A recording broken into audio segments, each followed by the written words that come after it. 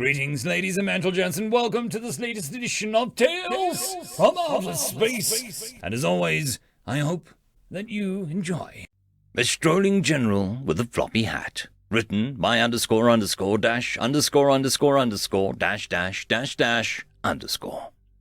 Transitions of power were problematic and complicated at the best of times. There were always those awkward moments and outbursts of hostility, be it a shift in a business leadership or practice, changes to a family, or modifications to a military's hierarchy. When a transition of power involved superfamilial empire, there was going to be unfortunate collateral damage and more casualties than any victorious party desired to be known. More than could be properly documented in the chaos such as an upheaval wrought on society. Fear-fueled senses dictated the best a person could do would be to keep low and try to weather the storm while protecting themselves and their own. And you couldn't fault someone for prioritizing that. Not everyone was willing to let fear choose for them, even if any sane person would question such a person's common sense. Weird little Beetle Sheen was that person. She had entered a full theater with match in hand, declaring how the building and herself were coated in kerosene. She warned all present that she was going to burn the place to the ground and build it anew. That if they didn't want to burn and die, they needed to leave the building through the one exit that she hadn't boarded shut. All those present had heard her and knew the consequences, and had at least walked towards the exit. Still, some thought that they were fireproof, others that the situation wasn't real, and the status quo would return. On what became known as the Feast of the Bayonets, when Beetlesheen returned to the empire of the Starshine League with a barbarian regiment of humans, all of the noble families signed the consent to her rule. Further, they agreed to assist her as needed with proper restructuring of the empire, under her lead, to mold it into her vision. Beetlesheen's officers warned her that such an attempt at a peaceful transition wouldn't last. But she had to try. Maybe they would see her vision, she had hoped, and willingly embrace it. Her first company, her Zauavas, couldn't hide their smiles. Their little dimpled Alphen was trying so fervently to not just bring about her change, but to be the change that she wanted to see. Even if they knew better, knew how things would progress.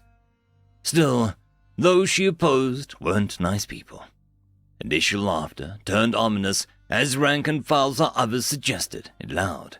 But Alphen, that maybe should have removed the right hands of her opposition. They knew that she wouldn't let them, but the thought was terrifying enough for those trapped between them. All Beetlesheen took from them were their arms, including personal sabers of station and horses. Her opponents were free to depart unmolested, which they did with haste. Rumor still spread that those murderous heathens had still removed hands from wrists. What arms and munitions couldn't be used were quickly disposed of, while horses were let loose or distributed among locals brave enough to approach the barbarian army that had just supplanted their leadership. Beetlesheen and her company moved to rejoin and properly fortify the factories and farms she had determined would constitute a solid foundation to secure her power base. Despite starting at a good clip from the traditional and remote parade grounds of the Noble's trial, they were soon slowed to a painful crawl. They were slowed not by quick-thinking skirmishers, but by curious and infatuated peasants. It was hard to stay terrified of a force, burly barbarians or not, that was laughing and jovial. Laughing, jovial, and whose column was headed by a dimpled, long-eared Alphen in a floppy hat trailed by all too familiar family banner. What started as a trickle turned into a deluge of curious elven peasants that were eager to confirm the Princess Beetlesheen had risen in revolt, and that she wanted to raise them all up and empower them all. Peasants curious about the heathen legion that she had following her. Her soldiers ran out of candy and sweets before they ran out of giggling, curious children to give them to. To make matters more complex, Beetlesheen found herself swamped by volunteers for her new army, at least until the first division of Elven forces was sighted. People got out of the way, to say the least, got out of the way but hovered on the periphery. In a curious show of civil nature of the coming conflict, Butterscotch Orange and Periwinkle Blue faced off against Butterscotch Orange and Periwinkle Blue. The first forces to muster against the revolt were Beetlesheen's own familial forces. As Ozal Abbas quickly deployed, Beetlesheen pushed and knocked her way into the front rank, and then past it. Her soldiers attempted to advance with her, sparking even more tension. Tension she beat back with her hat, literally, as she started striking her soldiers with a floppy hat as she ordered them to hold position. "I know you," Beetlesheen said as she approached, pointing to one of the officers. "I know you, and you, and you." She nodded and pointed at the enlisted and officer alike. "Your family makes some of the best bread in the region. Your family makes some of the best honey wine that I've ever had the pleasure of tasting." Much to her soldier's chagrin, she walked up and down the front rank of the Elven line infantry.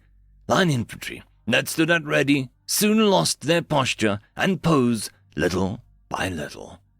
Being the soldiers that they were, Beetlesheen Zal-Abbas crept closer, a step, and half a step at a time. At least until she noticed them. She whipped around, balled fists on her hips as she huffed. "I told you," she cried out in her best human dialect, "to hold." Her reddish burnt amber-hued skin was redder with anger. "I know what I'm doing." Whether from her poor language skills, body language, or the surreal nature of it all, her Zal-Abbas burst into a hearty laughter. No one person could be identified as starting it. But in short order, her Zal-Abbas had squatted down and taken a seat on the field. Jokes and teasing insults were hurled from their ranks at the elven ranks, only to quiet down when Beetlesheen turned to engage her opposition once again. The first battle for the revolution was won not by a brutal bayonet charge, but with a smile and a hug. Her 100 Zal-Abbas were supplemented by the 300-strong regiment of line infantry her own family had sent to quell her. It would be the only battle of its kind. The first the princess would see of the realities of open revolt happened on the extreme edge of her new holdings. The last platoon of her human regiment, now being called her first regiment, was positioned on the extremity of Beetlesheen's territory towards the capital. It would be, and was, the first point of contact where the violence was exchanged. Securing her holding was important, and she felt each needed to see her in flesh before she could focus her efforts. It frustrated her that it had been several months since the Feast of the Bayonets, and she was just now arriving with a relief force to properly secure the factory. Riders had ensured she knew her forces were still there, but those riders had also reported casualties. On approach to the village which ran to the factory, the first bodies and carcasses were encountered. The bodies were often clad in a uniform of lancers of the guard of one of the lesser noble families.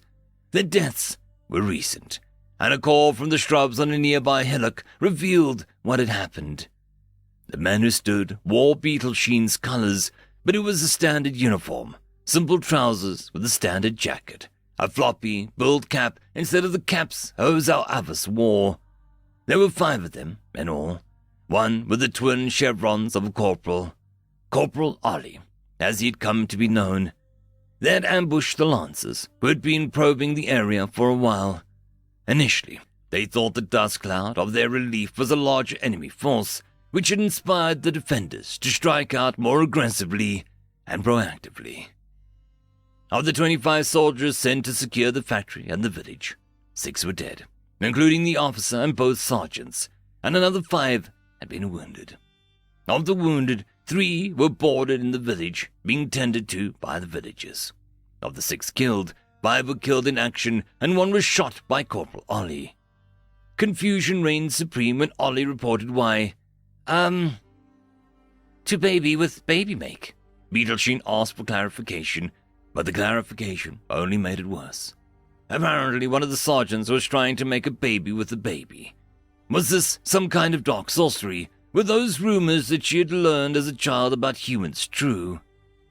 Her confusion wasn't helped by a lack of complex understanding of any human dialect, and all of her soldiers, even officers, lack of complex understanding of the Elven dialect.